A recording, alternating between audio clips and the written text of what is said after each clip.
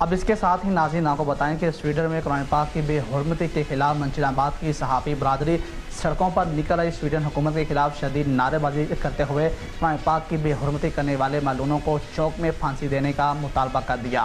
مقام مصطفیٰ حکمت قرآن، مقام قرآن۔ اور اس موقع پر اتحاد پریس کلب کے چیئرمین محمد احمد بٹو سمیت دیگر نے خطاب کرتے ہوئے کہا کہ سویڈن میں حکومت کی سرپرستی میں ہم بے حرمتی برداشت نہیں کر سکتے کسی بھی حال میں، اس سے پہلے کہ یہاں پر کچھ ایسا معاملہ ہو جائے۔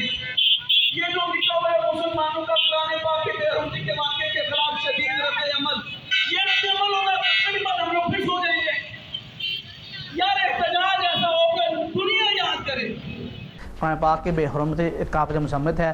اس وقت عالمی قوانین کے مطابق سویڈن کی حکومت کے خلاف پوری دنیا کو سوشل بائیکاٹ کیا جائے اور سویڈن حکومت کے سفیر کو ملک بدر کیا جائے۔ صدر اتحاد پریس کلب عباس عابد نے کہا ہے کہ اس وقت عالم اسلام کو متحد ہو کر کفار کے خلاف اعلان جہاد بلند کرنا چاہیے۔ اور جنرل سیکرٹری عبدالکریم شیخ نے کہا ہے کہ حکومت پاکستان ہوش کے ناخن لے، اتنا بڑا واقعہ ہو چکا ہے کہ حکومت نے ابھی تک سویڈن کے سفیر کو ملک بدر نہیں کیا۔